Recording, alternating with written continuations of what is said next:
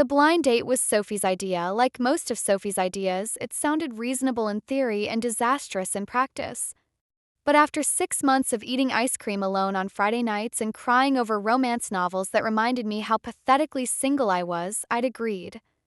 His name is Marcus, Sophie had said, showing me a photo of a man who looked like he belonged in a cologne commercial.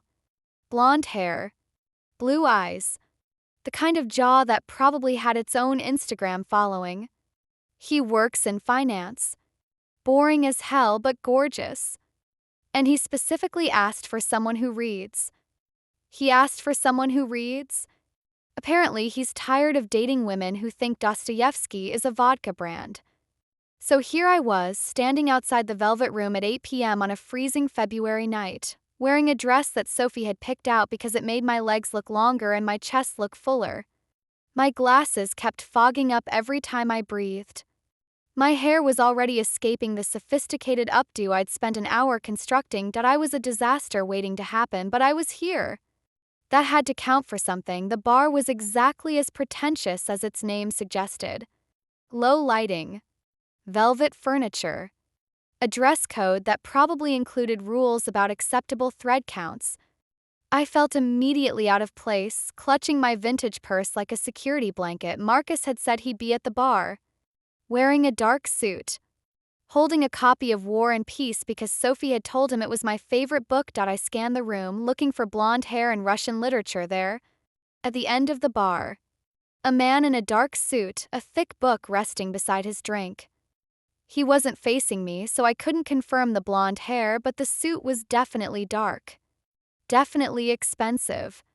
Definitely Marcus. Relief flooded through me. He'd actually shown up. He actually existed. The night wasn't going to be a complete waste. I took a deep breath, channeling every romance novel heroine I'd ever edited. Confident. Sexy. The kind of woman who walked up to gorgeous men in bars and made them fall in love with her. I could do this. I walked toward him, my heels clicking against the polished floor. He still hadn't turned around. Good. I could make an entrance. Surprise him. Start the night with something memorable. Sophie had told me to be bold, to take chances, to stop waiting for life to happen and make it happen instead. So when I reached him, instead of tapping his shoulder or saying hello like a normal person, I did something insane. I spun his bar stool around and kissed him. It was supposed to be a quick kiss, a bold opener. A story we'd tell at our wedding someday about the crazy way we met, but the moment our lips touched, something short-circuited in my brain. He tasted like whiskey in winter. His lips were firm and warm against mine. His hand came up to cup the back of my head, fingers tangling in my ruined updo, and instead of pulling away in confusion, he pulled me closer. The kiss deepened. I forgot where I was. Forgot what I was doing. Forgot everything except the heat of his mouth and the strength of his grip and the way my entire body seemed to ignite from a single point of contact. When we finally separated, both breathing hard, I opened my eyes and realized I'd made a terrible mistake. The man looking back at me wasn't blonde. His hair was dark as midnight, swept back from a face that belonged in Renaissance paintings or wanted posters. His jaw was sharp enough to cut glass. His cheekbones cast shadows in the low light, and his eyes. God, his eyes. They were gray-blue, the color of storm clouds over the ocean, and they were looking at me with an intensity that made my knees weak. I stumbled backward, my face burning. I'm so sorry. I thought you were someone else. He didn't let go of my waist. Did you? His voice was deep, accented. Russian, maybe. Or something Eastern European that made every word sound like a command. Yes, I'm meeting someone. A blind date. He was supposed to be here at the bar with a book, and you have a book, and I just assumed. You assumed wrong. Clearly. Obviously. I'm so sorry. I tried to pull away. His grip tightened. Where are you going? To find my actual date?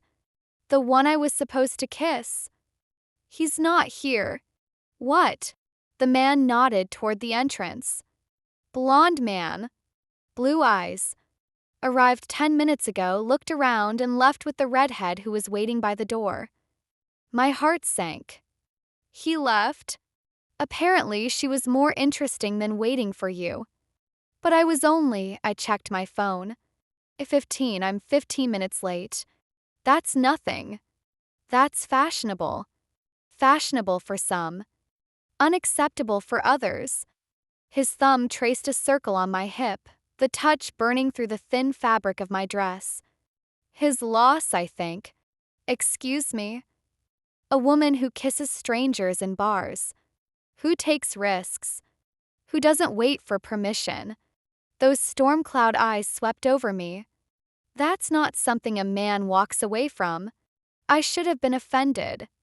Should have pulled away, found my dignity, and left this bar to never return. Instead, I said, "You're still holding me." "I am." "Why?" "Because you haven't asked me to stop." It was true. I hadn't. And standing in the circle of his arms, feeling his warmth against the February chill, I wasn't sure I wanted to. "Who are you?" I asked. "Nikolai Antonov." He said it like the name should mean something. "And you?" "Gemma. Gemma Rhodes." Gemma. He tasted my name like he'd tasted me a moment ago. Short for something?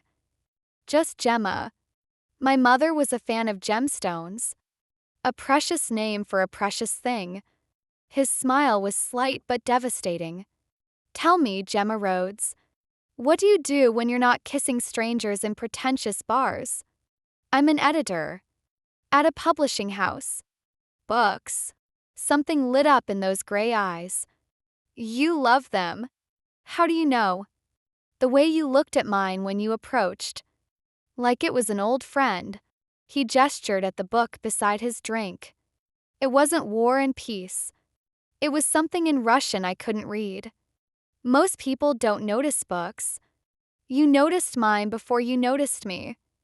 I thought you were someone else. So you've mentioned." He finally released my waist, but only to pull out the bar stool beside him. "Sit. Have a drink. Tell me about the books you love." "I really shouldn't. I just assaulted you. You kissed me. There's a difference." His smile widened fractionally. "And I kissed you back. So we're equally guilty." "That's not how." "Sit, Gemma." His voice dropped, became something that brooked no argument. "Please." I sat. God help me, I Saturday 2 hours passed like minutes. Nikolai ordered drinks I'd never heard of and food I couldn't pronounce. He asked questions about my work, my favorite authors, my least favorite manuscript I'd ever edited. He listened like every word I said was important. Like I was the only person in the room. I learned almost nothing about him. He deflected personal questions with skill that suggested practice. He changed subjects with elegance that felt almost choreographed. By the time I realized I'd been talking about myself for 2 hours straight, I knew only 3 things about Nikolai Antonov. He loved Russian literature, he had a younger sister he adored, he looked at me like I was a puzzle he wanted to solve. "You're very good at this," I said finally, swirling the remains of my third cocktail. "At what?" "Making people talk about themselves. Avoiding talking about yourself." "Am I?" "You know you are." I set down my glass. "You've been interrogating me for 2 hours and I still don't know what you do for a living." "Does it matter?" "It might. You could be a serial killer. Serial killers don't read Bulgakov in public bars." "That sounds like something a serial killer would say." He laughed. Actually laughed, the sound rich and warm and completely unexpected. It transformed his face, softening all those sharp edges, making him look almost boyish. "I'm in business," he said finally. "Import and export. Very boring. Very legitimate." That pause before legitimate was suspicious. "You're perceptive." "I'm an editor. It's my job to notice things." "What else have you noticed?" I considered the question. "You're not American. Russian, I think, based on your accent and your reading material. You're wealthy, based on your watch and your clothes and the way the bartender treats you like royalty. You're used to getting what you want based on the way you commanded me to sit down. And you're lonely." His expression shifted. Lonely? You've been here alone on a Friday night, reading a book instead of meeting friends or going on dates. You let a complete stranger kiss you and then convinced her to stay. You've been talking to me for 2 hours about books and never once checked your phone. I met his eyes. That's loneliness, Nikolai. I recognize it because I have the same disease. Silence stretched between us. I watched emotions flicker across his face. Surprise, recognition, something that looked almost like pain. You see too much, he said quietly. Occupational hazard. Could be dangerous. Seeing too much in the wrong person. Are you the wrong person? Question hung in the air. His jaw tightened. His eyes darkened. Probably, he admitted. Almost certainly. Then why are you still sitting here? 'Cause you kissed me. And I haven't been able to think about anything else since. His hand found my face, thumb tracing my cheekbone. Because you're the most interesting thing that's happened to me in years. Because I want to know what other surprises you're hiding behind those beautiful eyes. Nikolai, come home with me. The words landed like stones in still water. I stared at him, my heart racing. I don't do that. Go home with strangers. You kissed one tonight. That was different. How? I thought you were someone else. And now that you know I'm not, his thumb traced lower, brushing my lower lip. Now that you know I'm wrong for you, probably dangerous, certainly complicated. What do you want to do now? I should have said no. Should have thanked him for the drinks and the conversation and walked out of this bar and never looked back. Instead, I said, kiss me again. His smile was slow and predatory. With pleasure. He kissed me properly this time. Not the surprised collision of our first contact, but something deliberate, consuming. He kissed me like he was staking a claim, like he was branding himself onto my soul. When we separated, I was trembling. Come home with me, he said again, and this time I didn't say no. I woke up in sheets that smelled like cedar and sin. For a moment, I didn't remember where I was. The ceiling was too high. The bed was too soft. The arm draped across my waist was too warm, too heavy, too real. Then everything came flooding back. The kiss. The bar. The way Nikolai had looked at me like I was something precious and dangerous. Car ride to his penthouse, his hand never leaving my thigh. The elevator where we'd barely made it through the doors before his mouth found mine again. And then, I turned my head slowly, afraid of what I'd find. Nikolai was asleep beside me. His face relaxed in a way it hadn't been last night. The sharp angles had softened. The intensity had dimmed. He looked almost peaceful, almost human, almost like a man who didn't make my instincts scream warning every time he spoke. He was also devastatingly beautiful. The sheets had slipped to his waist, revealing a torso that belonged in museums. Broad shoulders, defined chest, abs that suggested he spent serious time doing something other than sitting in bars reading Russian literature. And tattoos. God, the tattoos. I'd felt them last night in the darkness, traced their lines with my fingers, but I hadn't seen them. Now, in the gray morning light filtering through floor-to-ceiling windows, I could make out intricate patterns covering his chest, his arms, his sides. Russian words. Orthodox crosses. Stars that looked like they had meaning beyond decoration. Prison tattoos, some part of my brain whispered. Those are prison tattoos. I needed to leave. Needed to grab my clothes and slip out before he woke up. Needed to pretend this entire night had never happened and go back to my normal, boring, safe life. I tried to slide out from under his arm. His grip tightened. Running away. His voice was rough with sleep but fully aware. His eyes remained closed. I should go. I have work. It's Saturday. I have other things. Liar. His eyes opened, those storm-gray depths fixing on me with immediate intensity.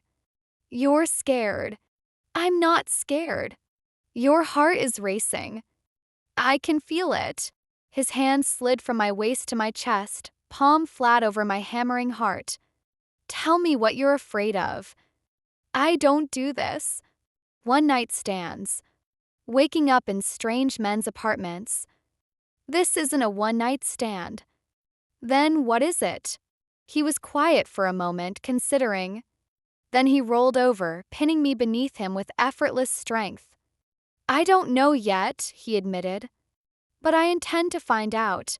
He kissed me before I could respond, and my protests dissolved into something else entirely. We didn't leave the bedroom until noon. Nikolai's penthouse was exactly what I'd expected and nothing I was prepared for.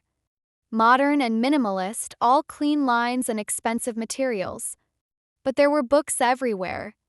Shelves upon shelves of them in multiple languages, well-worn and obviously loved. You really do read, I observed, trailing my fingers along the spines. Did you think I was lying? I thought maybe the book at the bar was a prop. Something to make you look intellectual. I don't need props to look intellectual. He appeared beside me, handing me a cup of coffee. I simply am. Modest too. Honesty isn't immodesty. His smile was slight. I know my strengths. And my weaknesses. What are your weaknesses? I'm still determining if you're one of them. The words sent heat through me that had nothing to do with the coffee. You keep saying things like that, I said. Like I'm dangerous. Like I have some power over you. You kissed me without knowing who I was. That takes courage. Or insanity. Definitely insanity. And yet here you are. Still. His fingers found my chin, tilting my face up. Why didn't you leave when you woke up? You wouldn't let me. I would have. If you'd really wanted to go. His thumb traced my lower lip. You stayed because you wanted to. Because something about last night felt different from your normal life. He was right. That was the terrifying part. What are we doing, Nikolai? Getting to know each other. Like civilized people. Civilized people don't usually spend the first 12 hours of their acquaintance in bed. Then we're ahead of schedule. He released my chin and moved toward the kitchen. Breakfast. I followed because what else could I do? You cook. My mother would disown me if I couldn't. The Russian mothers don't raise helpless sons. Tell me about her. She's terrifying. Wonderful. The only person in the world I genuinely fear. He pulled ingredients from a refrigerator that probably cost more than my car. She's been trying to marry me off for years. Brings eligible women to every family dinner. Makes pointed comments about grandchildren. That sounds intense. It's exhausting. But she means well. He cracked eggs with practiced efficiency. She wants me to be happy.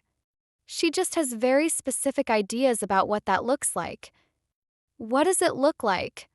A wife, children, a respectable life. His voice hardened slightly. Things that may not be possible for me. Why not? He was quiet for too long. I watched him cook, watched the tension in his shoulders, the careful control of his movements. My life is complicated, he said finally. There are things about me, about my family, that make normal relationships difficult. Everyone has complications. Not like mine. He turned to face me, his expression grave. I'm going to tell you something, Gemma. And after I tell you, you can leave. No questions asked. No consequences. But you deserve to know who you spent the night with. My stomach tightened. You're not a serial killer, are you? No. A ghost of humor crossed his face. Though what I am may not be much better. Tell me. My family controls certain enterprises in this city. Import-export, as I said. But also other things. Things that exist outside the normal boundaries of law. The words hung in the air. I processed them slowly, fitting pieces together that I hadn't wanted to see. The expensive penthouse, the deference of the bartender, tattoos that marked his body like a map of violence. You're a criminal. I'm a businessman. The nature of my business is simply unconventional. That's a very polite way of saying you're in the mafia. I don't use that word, but yes, something similar. He met my eyes without flinching. My family has operated in this city for 3 generations. I inherited the responsibility. I didn't choose it. But you do it anyway. I do what's necessary to protect my people, to maintain order, to ensure that the chaos that exists in the shadows doesn't spill into the light. His voice was steady. I'm not asking you to approve. I'm asking you to understand. I should have run. Should have grabbed my purse and fled and never looked back. Everything I'd ever read about men like him, every crime documentary, every news story, screamed that I was in danger. But I thought about last night. About the way he'd listened to me. The way he'd touched me like I was something precious. The way he'd made me feel seen for the first time in years. Why tell me this? You could have let me leave without knowing. Because I don't want you to leave. The admission seemed to cost him something. Because when you kissed me last night, something shifted. Something I haven't felt in a very long time. What? Hope. His voice cracked on the word.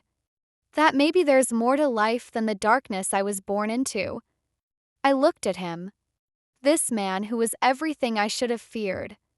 Who was confessing things that could destroy both of us. Who was standing in his kitchen making eggs and offering me honesty when lies would have been easier. The eggs are burning, I said. He blinked. What? Your eggs. They're burning. He spun toward the stove, cursing in Russian, and I laughed. Actually laughed, the sound breaking the tension that had been strangling us both. You think this is funny? He demanded, scraping ruined eggs into the trash. I think you just told me you're a crime lord and I'm worried about your eggs. Yes, that's funny. You're insane. You said that last night. Multiple times. I moved to stand beside him. Let me help. I can't cook much, but I can make toast. Toast. Don't judge. It's a skill. He stared at me like I'd grown a second head. You're not running away. I probably should be. But you're not. No. I found the bread, popped 2 slices in the toaster. I'm making toast for a criminal. Apparently that's who I am now. Gemma. His hand found my shoulder, turning me to face him. I need you to understand what this means. If you stay, if you choose to be in my life, there are risks. Dangers. People who might try to hurt you to get to me. I understand. Do you? Because this isn't a romance novel. There are no guarantees of happy endings. I'm an editor, Nikolai. I know exactly how many ways stories can go wrong. I met his eyes. I also know that the best stories are the ones where people take risks, where they choose the uncertain path because it might lead somewhere extraordinary.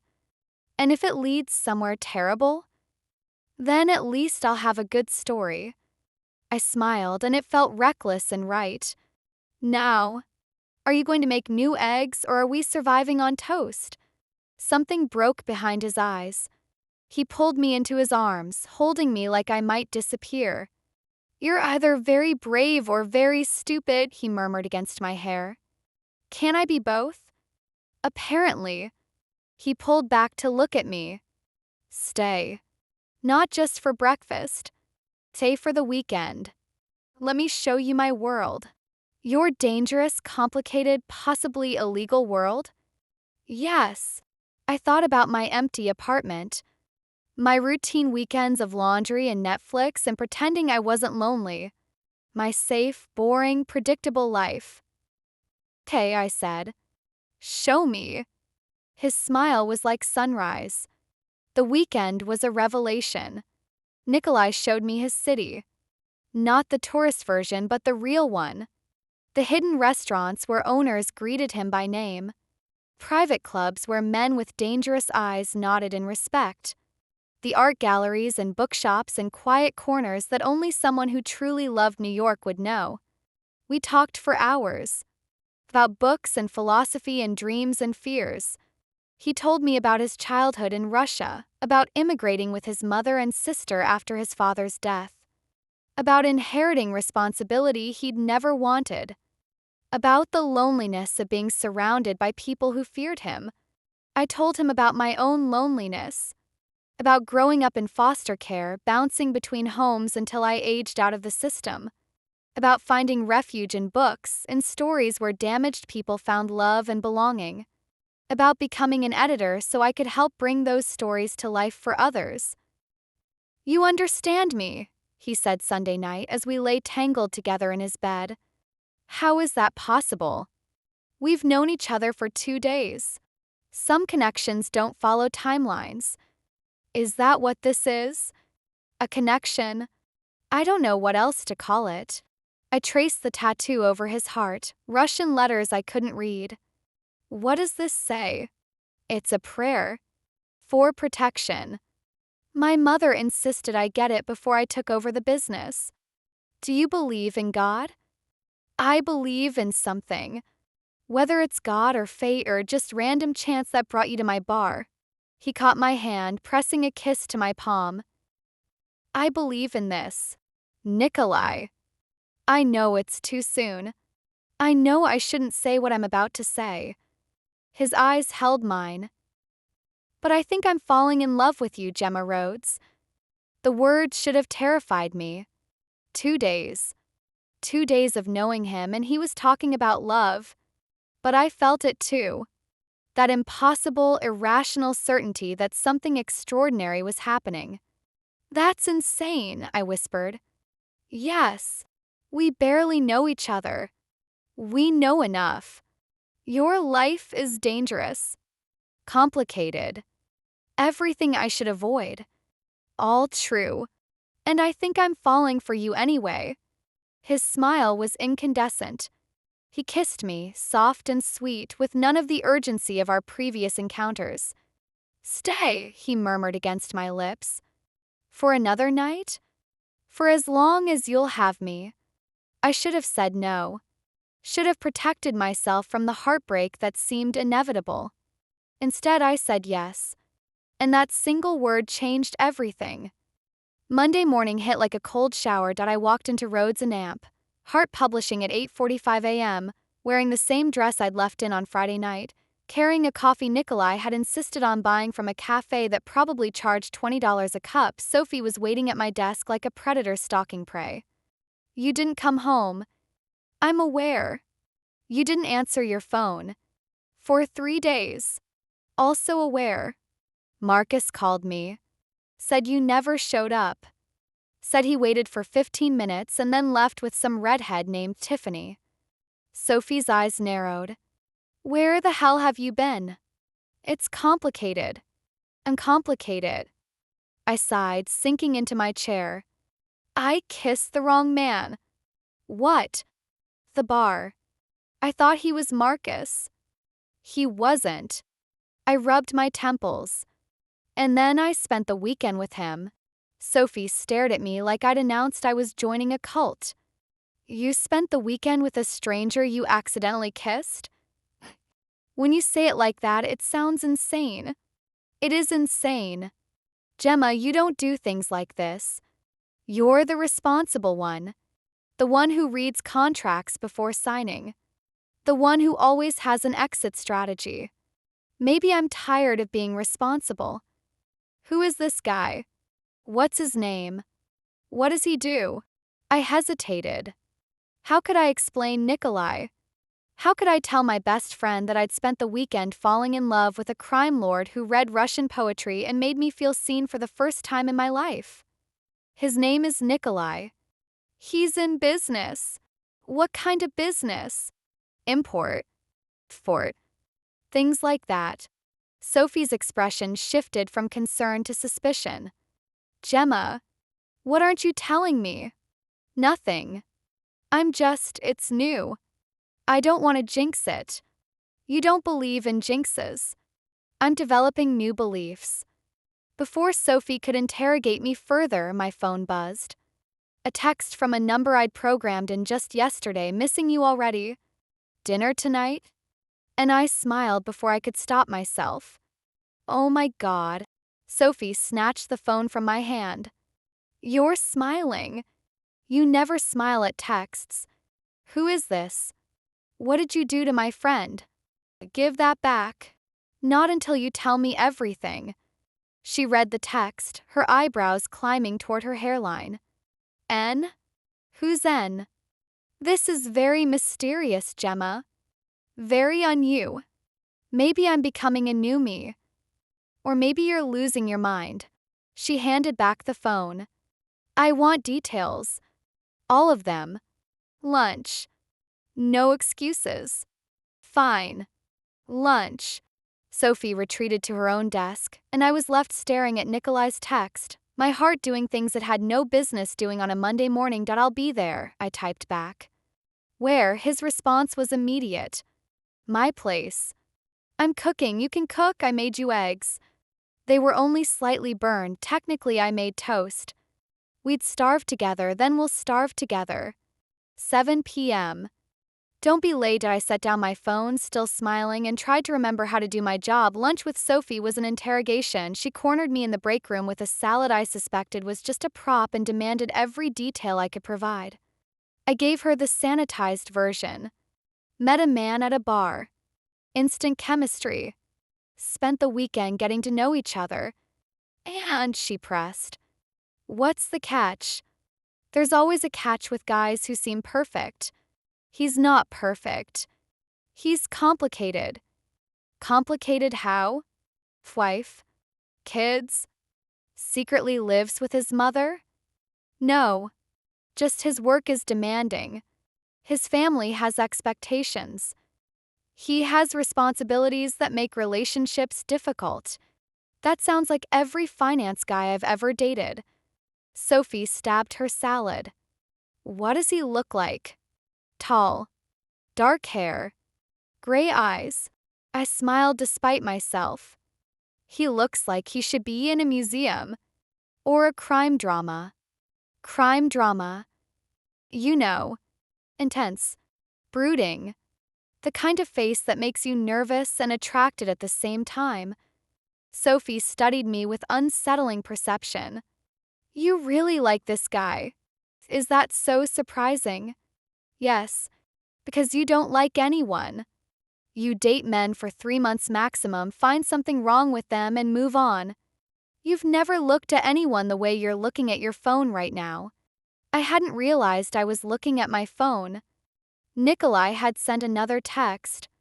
Just a photo of his kitchen counter, covered in what appeared to be the aftermath of a grocery shopping explosion. That I may have overestimated my cooking abilities, he'd written. Should I bring takeout? Your faith in me is underwhelming. My faith in you is perfectly calibrated. You're doing it again, Sophie said. The smiling thing. It's creepy. I'm happy. Is that allowed? It's allowed. It's just unexpected. She reached across the table to take my hand. I'm glad, Gemma. Really. You deserve someone who makes you smile like that. Just be careful, okay?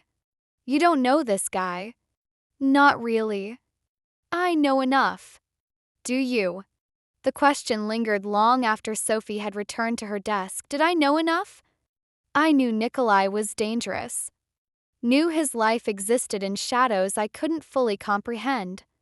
Knew that choosing him meant choosing uncertainty over safety, but I also knew how he looked at me. How he listened when I talked. How he made me feel like the most interesting person in any room. Was that enough? I didn't have an answer, but I knew I was going to dinner anyway. Nikolai's penthouse smelled like garlic and disaster when I arrived. Don't say anything, he warned as he opened the door. His hair was disheveled. His shirt was stained. He looked like a man who had gone to war with a kitchen and lost. I wasn't going to say anything. Your face is saying plenty. I stepped inside, surveying the chaos. Pots on every burner. ingredients scattered across every surface. Something that might have been pasta or might have been a science experiment congealing in a colander. What were you trying to make? Beef stroganoff. My mother's recipe. Is beef stroganoff supposed to be that color? No. He ran a hand through his hair. In my defense, the recipe was in Russian. I may have mistranslated some steps. How do you mistranslate a recipe? I confused the word for simmer with the word for boil aggressively. He looked genuinely distressed. I wanted to impress you.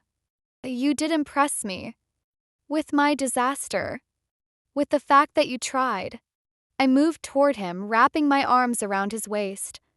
Most men I've dated would have just ordered delivery and claimed they made it. I considered that. It felt dishonest. Crime lord concerned about honesty. How charming. I'm not he stopped, sighing. I suppose I walked into that. You definitely did. Kissed his cheek. Now, show me what we're working with. Maybe we can salvage something. We couldn't salvage anything. 2 hours later, we sat on his kitchen floor surrounded by takeout containers, laughing at the spectacular failure that covered every surface. I'm going to have to replace that pot, Nikolai said, gesturing at something that had been permanently fused to the stove. What did you do to it? I'm genuinely not sure. I think I created a new element. I laughed so hard I couldn't breathe. He watched me with an expression I was learning to recognize. Wonder. Disbelief. Like he couldn't quite process that this was his life now. What? I asked when I'd recovered. You're here. On my kitchen floor. Eating Thai food and laughing at my failures. He shook his head. A week ago, I was reading alone in a bar, convinced I'd spend the rest of my life in cold isolation. Now I'm wondering if I imagined you. If I'll wake up and discover this was all a dream. If it's a dream, we're both having it. Then I never want to wake up. He kissed me, tasting like pad thai and possibility. My mother wants to meet you, he said when we separated. The words hit like ice water. What? She called this afternoon. Apparently, Ivan mentioned I had a guest this weekend. News travels fast in my family. His expression was apologetic. She's invited us to dinner. Tomorrow night. Tomorrow?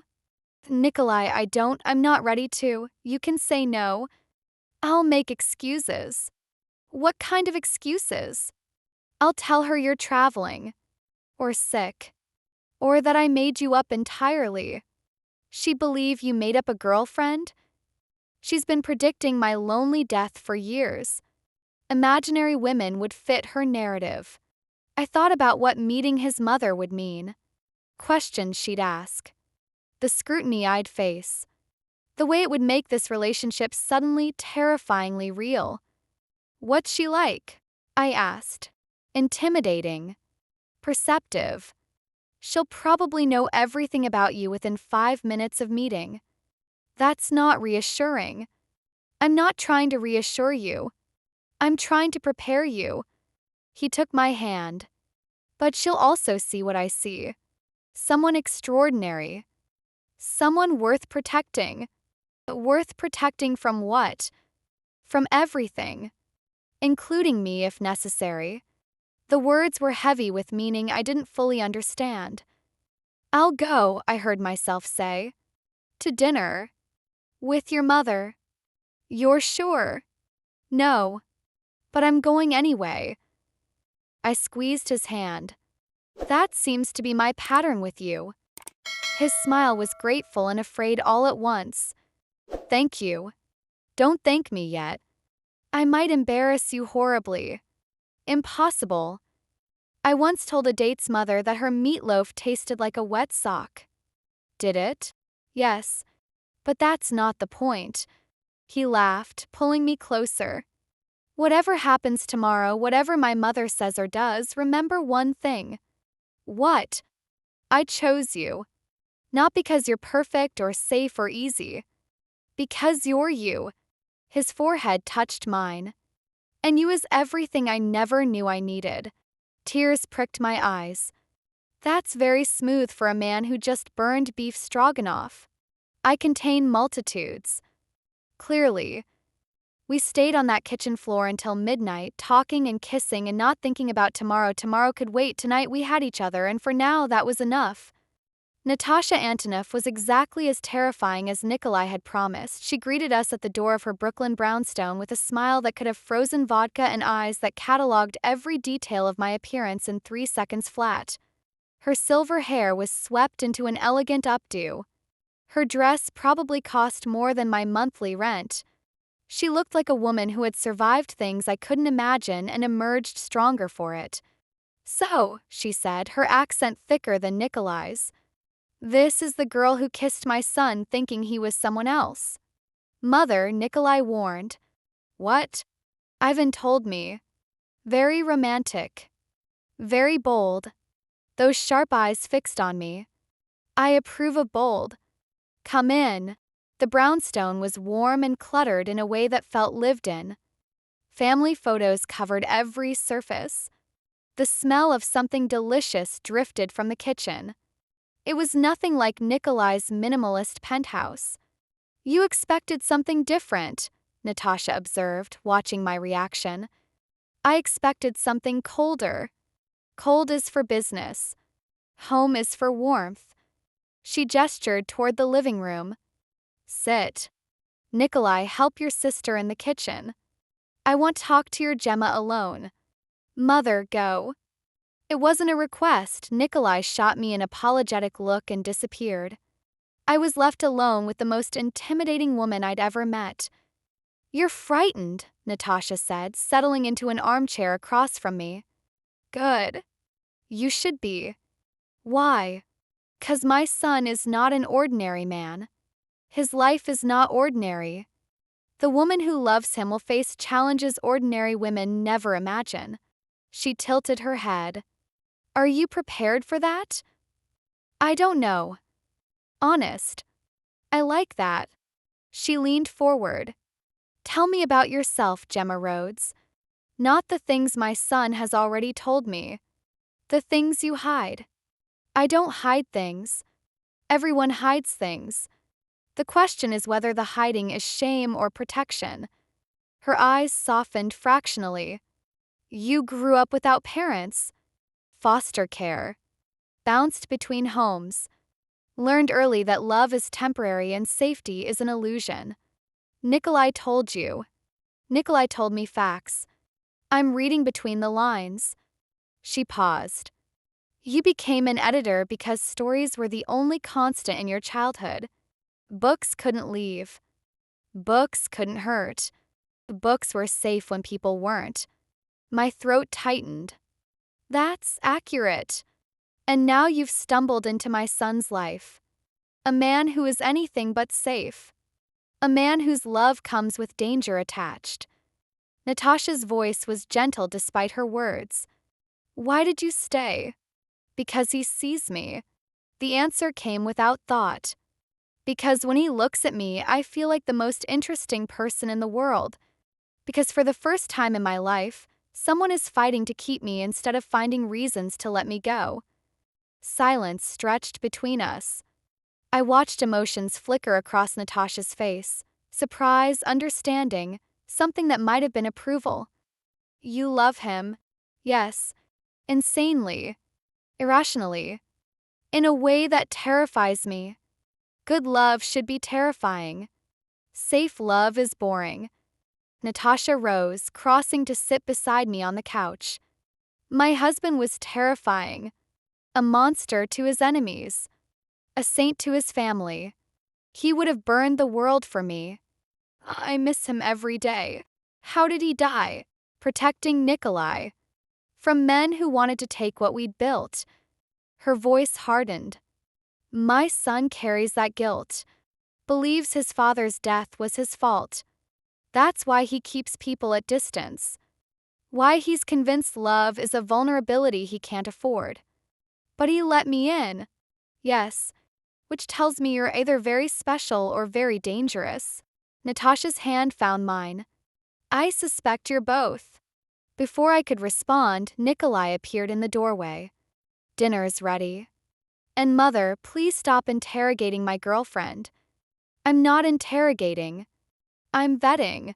Natasha stood, straightening her dress. There's a difference. Is there? One involves more vodka. She winked at me. Come, Gemma. Let's see if you can survive my borscht. Dinner was surprisingly wonderful. Nikolai's sister Katya was warm and welcoming, a younger version of her mother with her brother's dry humor.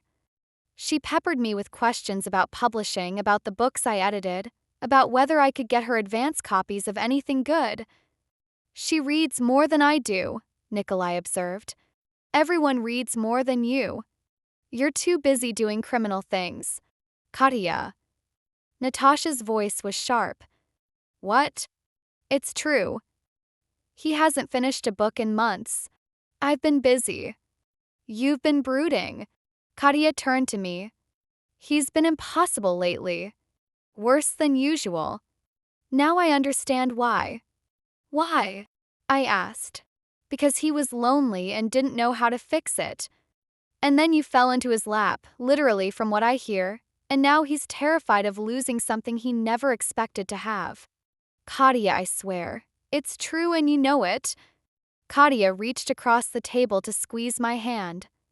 Don't let him scare you away, Gemma. He's not as cold as he pretends. Underneath all that ice, he's actually quite soft. I am not soft. You cried at the end of that movie last month. It was allergies. It was Pixar. You sobbed into a pillow. I watched them bicker with growing affection. This was a family. A real one, with inside jokes and old wounds and unconditional love beneath all the teasing. I'd never had anything like it. Natasha caught my eye across the table. Her expression was knowing. You belong here, she said quietly. Whether you realize it yet or not.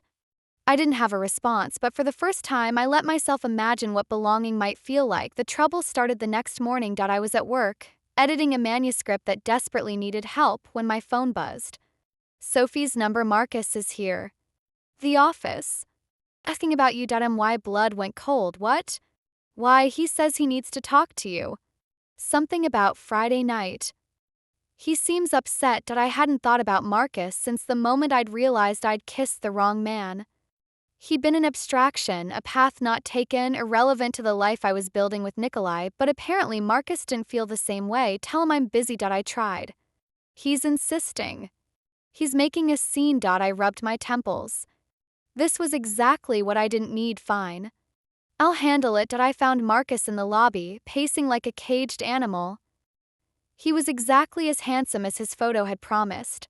Blonde, blue-eyed, the kind of clean-cut attractiveness that belonged in toothpaste commercials. He was also furious. Gemma. He spotted me and strode forward. We need to talk. About what? You left with someone else. Because you were late. And then you just disappeared. No call, no text, nothing. His voice rose. I spent the whole weekend wondering what happened to you. I had other plans. What other plans? Sophie said you didn't come home. Said you were with some guy you just met. His eyes narrowed. What kind of guy, Gemma? Who did you leave with? That's none of your business. It became my business when you stood me up for a date you agreed to. He stepped closer, his cologne overwhelming. I did everything right. Brought the books Sophie told me to bring. Dressed up. Made reservations. And you didn't even bother to show up. I showed up. I was 15 minutes late. You'd already left. 15 minutes after 8. After I'd been waiting since 7:30. 7:30? The reservation was for 8. Marcus's expression flickered. Sophie said 7:30. Sophie told me 8. Understanding dawned slowly. Sophie had given us different times. Whether by accident or design, she'd created exactly the scenario that had unfolded. Me arriving late, Marcus giving up, and everything going wrong. Or, depending on perspective, everything going right. This was a misunderstanding, I said carefully. Sophie got the times mixed up. It happens. So let's reschedule. Dinner. Tonight. We can start over. I can't. Why not? Because I'm seeing someone. The guy from Friday. Marcus's jaw tightened. The one you picked up at a bar? The one I met at a bar. Yes. You've known him for what, a week? And you're already seeing someone? His voice dripped with disbelief. That's not a relationship, Gemma. That's a rebound from a date that never happened. It's not. I did research on you. Before Friday. I looked you up, read about your work, prepared conversation topics. Marcus stepped even closer. I put in effort. And you threw it away for some stranger. I didn't throw anything away. Things just, tell me his name. The demand caught me off guard. What? His name. The guy you chose over me. I want to know who I lost to. I should have lied. Should have made up a name, ended the conversation, walked away. But something in Marcus's tone, the entitlement beneath the hurt, triggered a defiance I couldn't suppress. Nikolai Antonov. Marcus's face went white. What did you say? Nikolai Antonov. I frowned at his reaction. Why? Do you know him? Everyone in finance knows him. Marcus's voice had dropped to a whisper. Do you have any idea who that man is? Yes. He told me. He told you. Marcus laughed, the sound bitter. And you're still seeing him? Gemma, the Antonov family they're not people you get involved with. They're dangerous. They're connected to things you can't even imagine. I know what I'm doing. Do you? Because from where I'm standing, you're in way over your head. His expression shifted from anger to something almost like concern. Walk away. While you still can. These people, once you're in their orbit, you don't get out. I don't want out. Then you're a fool. He shook his head. I thought you were smart, Gemma. I thought the girl who edited literary fiction would have better judgment than this. My judgment is fine. It led me to exactly where I'm supposed to be. With a criminal. With a man who probably has blood on his hands. With a man who loves me. Which is more than you can say. The words landed like blows. Marcus recoiled, his face reddening. Fine. Have it your way. He straightened his tie, composing himself. But don't come crying to me when it all falls apart. And it will fall apart, Gemma. Men like Antonov don't get happy endings. He walked out without looking back. I stood in the lobby, my heart pounding, his warning echoing in my ears. Was he right? Was I a fool for believing this could work? My phone buzzed. Nikolai, lunch? I found a restaurant that doesn't require cooking. I smiled despite myself. Perfect. I have a lot to tell you, good things or bad things, complicated things, then I'll bring wine. I pocketed my phone and went back to work, trying to ignore the gnawing feeling that Marcus's warning was more prophecy than prediction. That night, I told Nikolai everything. We sat in his living room, the city glittering beyond the windows, as I recounted my confrontation with Marcus. The mixed-up times. His reaction to Nikolai's name. His warning about what I was getting into. Nikolai listened in silence, his expression unreadable. He's not wrong, he said finally. About any of it. What do you mean? I am dangerous. My family is connected to things most people can't imagine. Getting involved with me does put you at risk. His eyes met mine. Everything Marcus said is true. But I'm also selfish enough to want you anyway. His voice cracked. I know I should let you go. Should push you away for your own protection. Every rational part of my brain is screaming that you deserve better than a life lived in shadows. And the irrational parts? The irrational parts want to keep you forever. Lock you away where no one can hurt you. Build a world where we're safe from everything except each other. That sounds possessive. It is. Horribly so. He reached for my hand. But I'm trying to be better. To give you choices instead of demands. To love you in a way that doesn't suffocate. And if Marcus is right, if this all falls apart, then we'll have had this. His fingers intertwined with mine. These weeks. These moments. This impossible thing we're building against all odds. That's not very reassuring.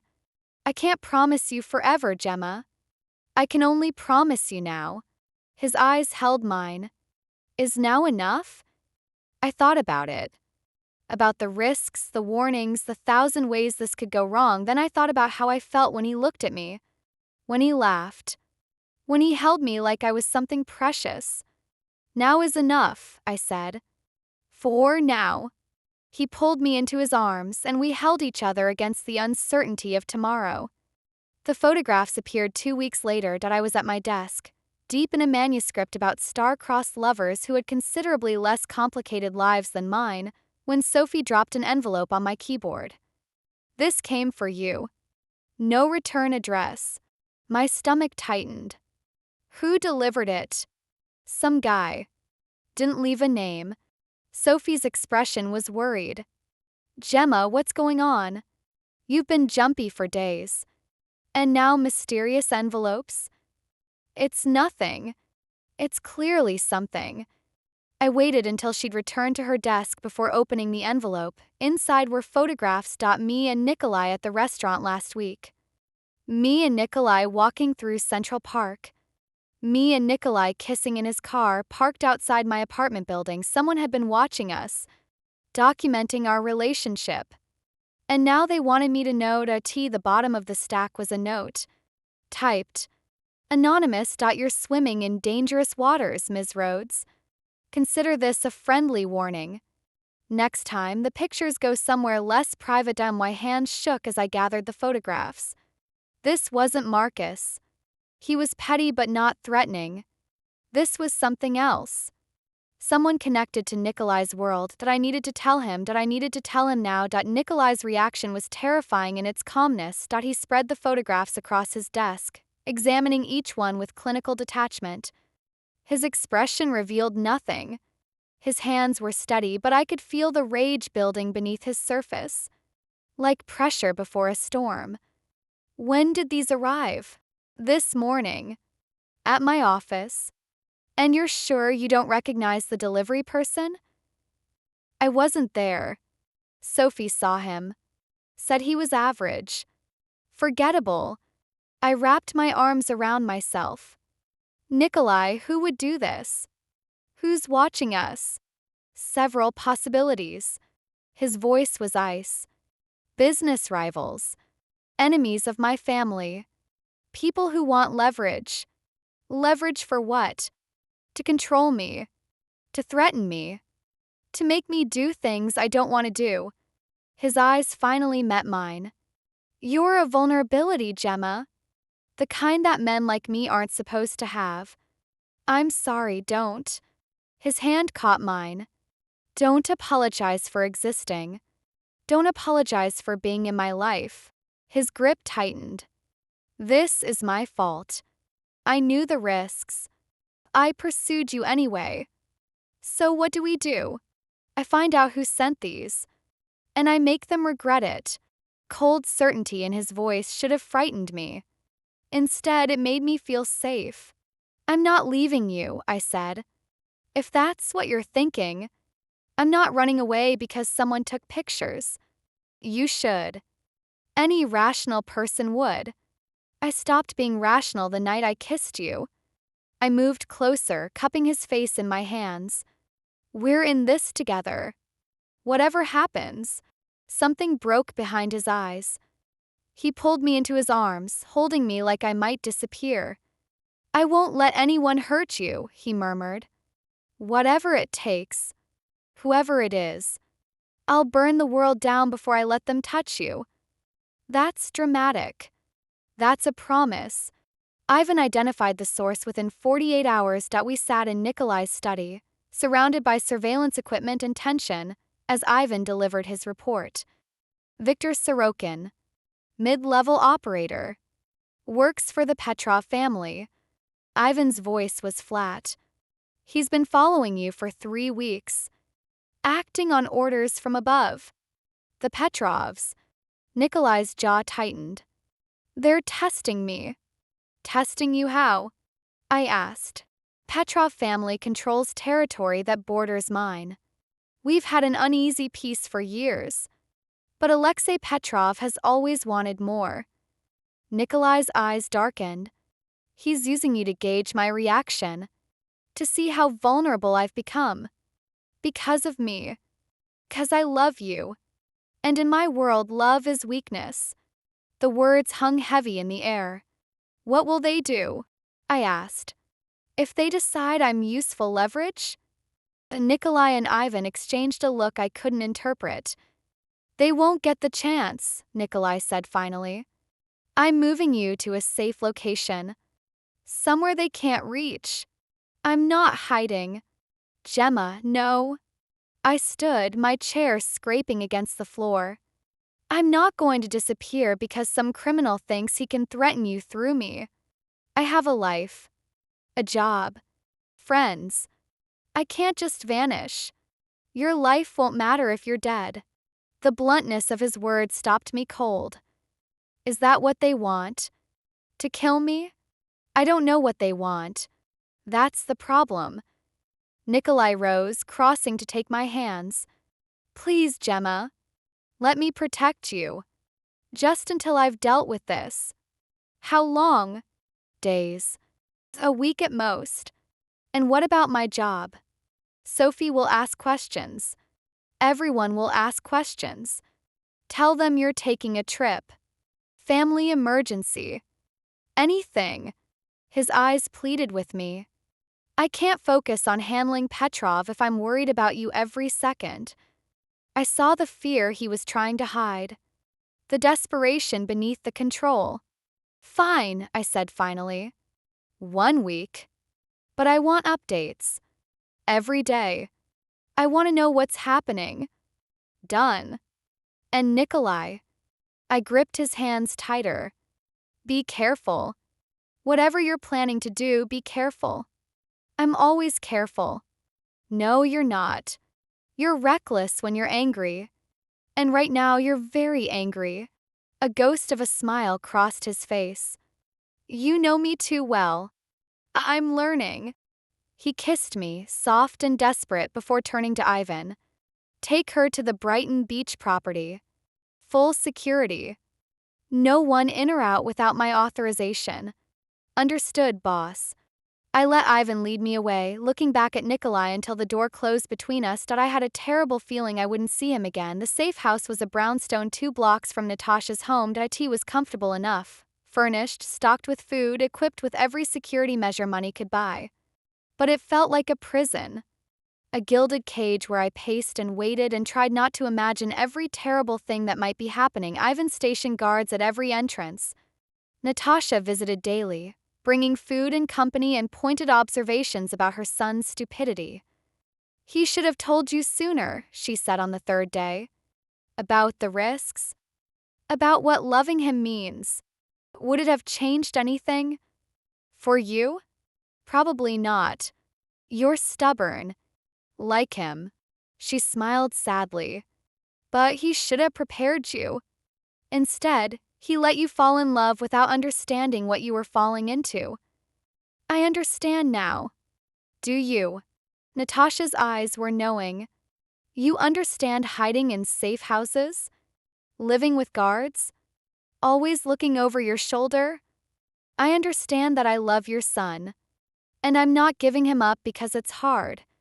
Hard. She laughed. Such a small word for what this life requires. Then teach me. Help me understand what I'm facing.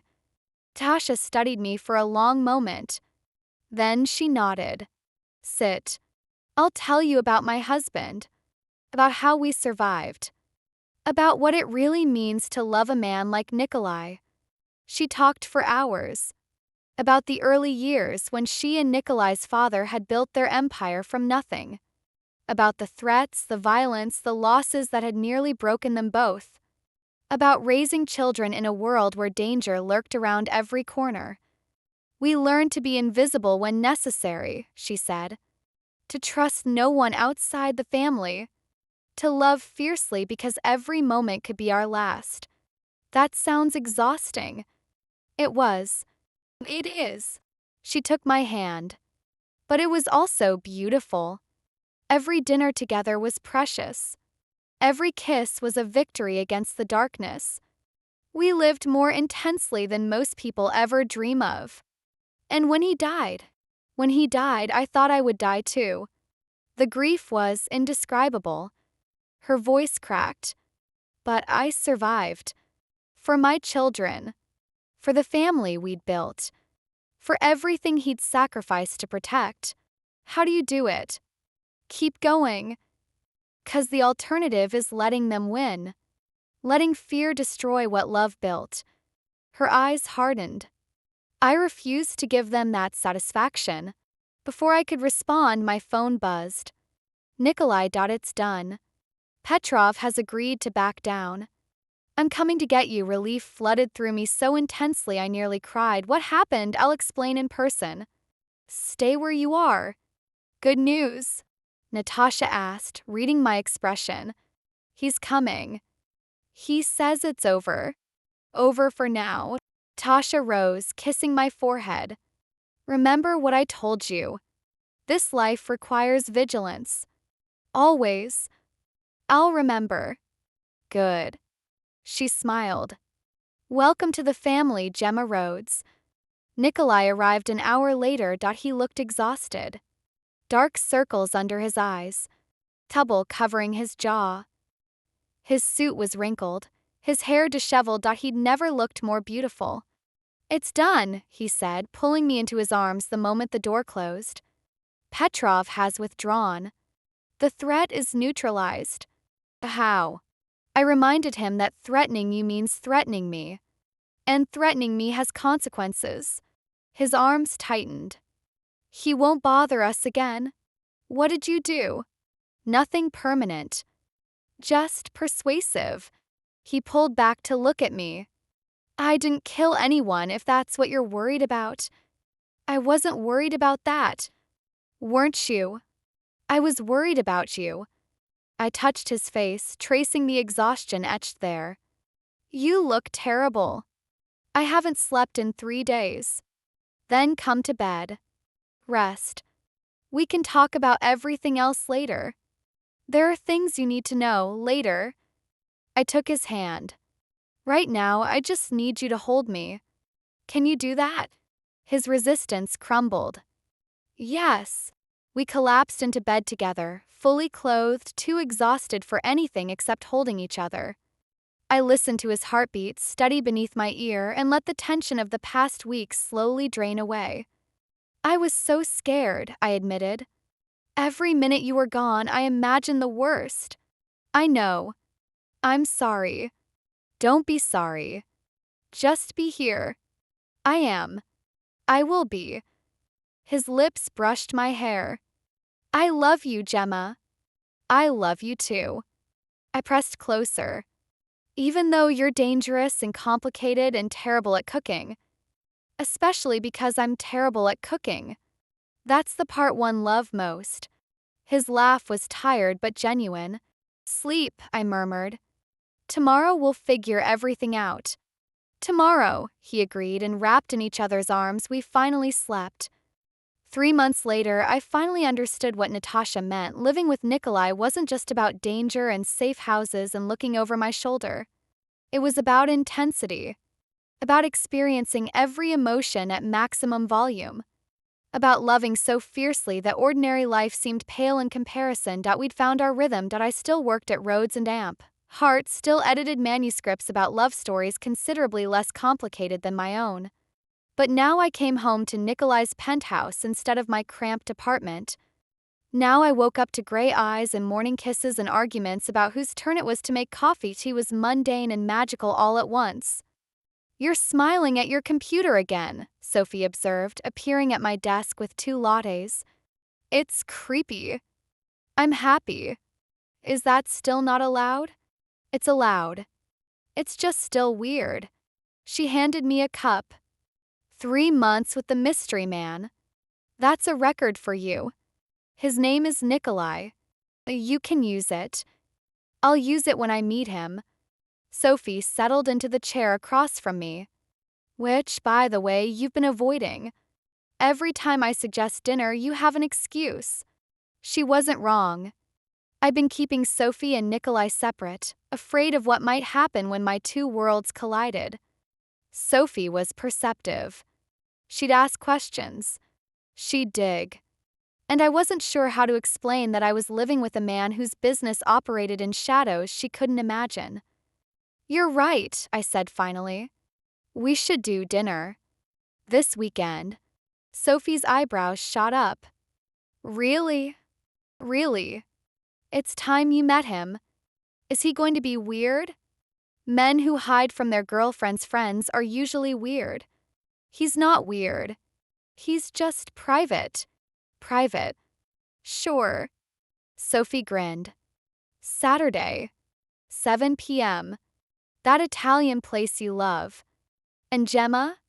No backing out this time. No backing out. I pulled out my phone as soon as she left. Sophie wants to meet you. Dinner Saturday. Can you be normal for 2 hours? Nikolai's response came quickly. Define normal and no bodyguards. No Russian.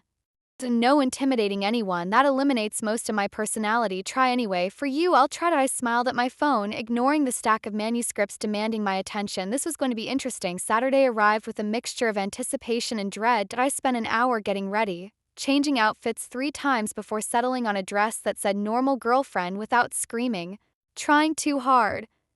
Nikolai watched my preparations with amusement from the bed. You're nervous. Of course I'm nervous. My best friend is meeting my crime lord boyfriend.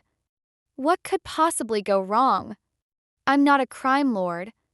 You literally have people who call you boss. That's just a term of respect. He rose, crossing to wrap his arms around me from behind. I'll be charming. Appropriate. Completely unmemorable. You're physically incapable of being unmemorable. I'll try. His lips brushed my neck. For you. That's what I'm afraid of. Sophie was already at the restaurant when we arrived. She spotted us immediately, her eyes widening as she took in Nikolai for the first time. I watched her catalog everything. The expensive suit, the commanding presence, the way other diners seemed to instinctively make room for him. So, she said as we sat down. You're the mystery man. Nikolai Antonov. He extended his hand with a smile that was almost normal. Gemma's told me a lot about you.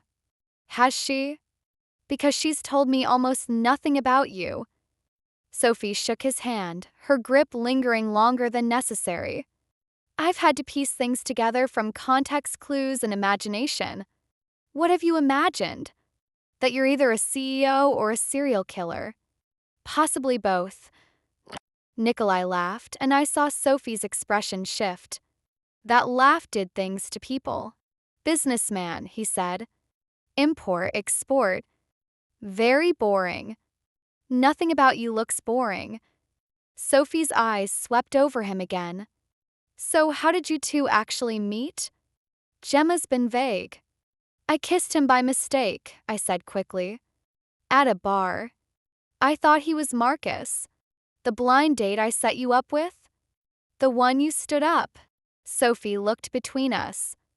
So you kissed a stranger thinking he was your blind date, and then what? Didn't notice he was completely different? It was dark. It wasn't that dark. I was optimistic. Nikolai's hand found my knee under the table.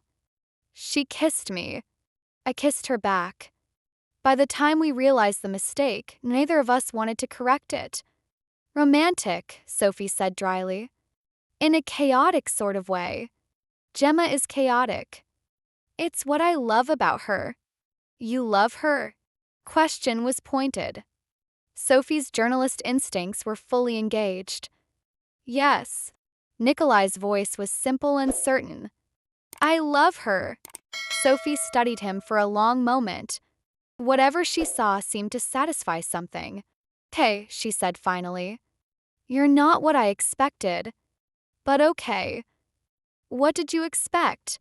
Someone shadier. More mysterious.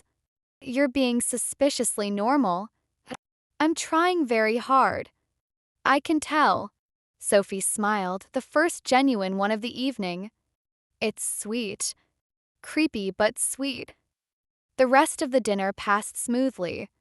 Nikolai was charming without being overwhelming. He asked Sophie about her work, her interests, her opinions on books I'd edited. He told stories about his sister, his mother, his complete inability to cook anything more complicated than toast. He was impossibly normal. "I like him," Sophie admitted when Nikolai excused himself to the restroom. "Against my better judgment." "Really? He's clearly obsessed with you. The way he looks at you like you hung the moon." She shook her head. "I've never seen anyone look at another person like that. He makes me happy. I can tell. That's what scares me." Sophie reached across the table to squeeze my hand. "Just be careful, okay? There's something about him. Something underneath all that charm." "I know. Do you?" "I know everything, Sophie. And I'm choosing to stay anyway." She searched my face for a long moment, then nodded. "Then I'm happy for you. Both of you." Nikolai returned, sliding back into his seat with easy grace. "Everything okay?" "Perfect," Sophie said. "I was just giving Gemma the best friend seal of approval." "I'm approved." "Provisionally. Break her heart and I'll find creative ways to destroy you." "Understood." Nikolai's smile was warm. "I have no intention of breaking anything." "Good." Sophie raised her wine glass. "Then let's toast. To accidental kisses and unexpected love." We clinked glasses and something settled in my chest on why worlds had collided and somehow impossibly they'd fit together perfectly. 3 weeks later, Nikolai took me back to the Velvet Room. "Why are we here?" I asked as we walked through the doors. The bar looked exactly as it had the night we met. Dim lighting, velvet furniture, pretentious atmosphere. "Sentimental reasons." "You're not sentimental." "I'm becoming sentimental." "Your influence." He guided me toward the bar. "This is where it started. Where you saw me and decided to take a chance. I saw you and thought you were someone else. But you stayed. That's what matters." The bartender appeared before us, producing 2 drinks without being asked. The same drinks we'd had that first night. "You planned this," I said. "I planned everything." Nikolai turned to face me, and something in his expression made my breath catch. "I've been planning for weeks, actually. Trying to find the perfect moment. The perfect words. Nikolai, what are you?" That night, when you kissed me, I thought the universe was playing a joke. A beautiful woman, throwing herself at me because of a misunderstanding she'd be horrified to discover. He took my hands. "I should have let you go. Should have explained the mistake and walked away. Instead, I held on. Because something in me recognized something in you. Nicola, you said I was lonely. You were right. I'd built walls so high that I'd forgotten what it felt like to be seen. Then you looked at me with those amber eyes and saw everything. Poetry and the violence. The ice and the fire. And you stayed anyway. I stayed because I love you. I know. That's the miracle." He reached into his pocket and produced a small velvet box. "I love you, Gemma Rhodes. More than I've ever loved anything. More than I thought I was capable of loving." My heart stopped. "You changed me. Made me want to be better. Made me believe that maybe, despite everything I've done, I could deserve something beautiful." He opened the box, revealing a ring that caught the light like captured starlight. "Marry me." I stared at the ring. At him. At this impossible man who'd become my entire world. I can't promise you safety, he continued. I can't promise that loving me will be easy. But I can promise to spend every day trying to be worthy of you, to protect you, to love you with everything I have. Nikolai. Tears streamed down my face. I was supposed to meet Marcus that night. I was supposed to have a boring date with a boring man and go back to my boring life. And instead, I kissed you by mistake. And it was the best mistake I ever made. Is that a yes? I laughed through my tears. That's a hell yes. He slid the ring onto my finger with trembling hands. Then he kissed me, right there in the bar where we'd met, while strangers applauded and the bartender discreetly wiped his eyes. I wasn't who you expected, Nikolai murmured against my lips. No, you were better. You're stuck with me now. I know. I pulled him closer. That's exactly what I wanted. The wedding was held in Natasha's garden. 6 months later, Sophie stood as my maid of honor, still slightly incredulous that her blind date disaster had led to this. Katya cried through the entire ceremony. Ivan, in an actual suit for once, looked like he might smile if the wind changed direction, and Nikolai waited at the altar, looking at me like I was the answer to every question he'd ever asked. You're beautiful, he said when I reached him. You're nervous, terrified. His smile was radiant. I keep waiting for you to realize you can do better. I could do safer. Not better. The ceremony was simple. Traditional vows spoken with trembling voices. Rings exchanged with steady hands. A kiss that went on slightly too long for polite company.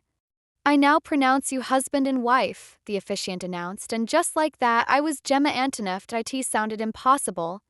Felt impossible. A foster kid from nowhere, married to a man whose name opened doors and closed them with equal force, but as Nikolai pulled me into his arms, as our families cheered and champagne corks popped and music began to play, it also felt exactly right. I love you, he murmured, his forehead against mine. Have I mentioned that? Once or twice. Keep saying it. I'll say it every day for the rest of our lives. Promise. Promise. We danced until midnight, surrounded by people who loved us, building a life from the ashes of a blind date gone wrong. 1 year later, I sat in my office at Rhodes and Amp, heart staring at a manuscript that had just crossed my desk. The title was The Accidental Kiss.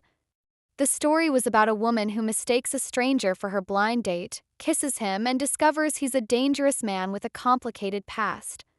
A man who changes her life in ways she never expected. I laughed so hard I cried. What's so funny? Sophie appeared in the doorway. Nothing. Just life being ironic. I wiped my eyes. I think I need to acquire this book. What's it about? A love story. A really good one. I smiled at the manuscript. About how the best things in life happen when we least expect them. Sophie shook her head. You're weird now. Happy weird, but weird. Blame my husband. I do. Daily. I set down the manuscript and pulled out my phone. Come home early tonight. I have news. Nikolai's response was immediate. Good news or bad news, life-changing news, that could be either. It's good. Very good. I paused, then added, we're going to need a bigger apartment. 3 dots appeared. Disappeared. Appeared again. Gemma. Are you saying what I think you're saying? I'm saying you're going to be a father. Is that what you think I'm saying? The phone rang immediately. Are you serious? His voice was rough with emotion. Gemma, are you? I'm serious. 8 weeks. I just came from the doctor. Silence. Then a sound I'd never heard before. Nikolai Antonoff was crying. I'm coming home, he managed. Right now. Don't move. I'm at work. I don't care. I'm coming. He hung up, and I sat in my office, touching my still flat stomach, marveling at the life we'd created. It had started with a kiss meant for someone else. It was becoming something neither of us had dared to dream. 7 months later, I held our daughter for the first time. She had Nikolai's gray eyes and my auburn hair. She was perfect and terrifying and the most beautiful thing I'd ever seen. "We need a name," I said, exhausted but incandescently happy. "I have a suggestion." Nikolai sat beside me, his finger tracing our daughter's tiny cheek. "Vera." "Vera. It means faith in Russian." His eyes met mine. "Because that's what you gave me, Gemma. Faith that love was possible. Faith that I could be more than what I was born into." Tears slipped down my face. "Vera Antonov." "Vera Rhodes Antonov," he corrected. "She should carry both our names, both our stories. I love you. I love you more." He kissed my forehead. "Both of you. Forever." I looked at our daughter, at my husband, at the life I'd never imagined having. IT had started with a wrong turn. A mistake. A kiss given to a stranger in a dark Bierdite had become everything, and as Vera opened her gray eyes and looked at me for the first time, I knew that every chaotic, terrifying, beautiful moment had led me exactly where I was supposed to be, home. Thank you so much for joining me for this story. If you enjoyed, she accidentally kissed him thinking he was someone else. Please don't forget to hit that like button and subscribe to the channel for more thrilling stories. Your comments mean the world to me. Let me know what you thought and what kind of stories you'd like to see next. Until next time, keep reading and stay mysterious.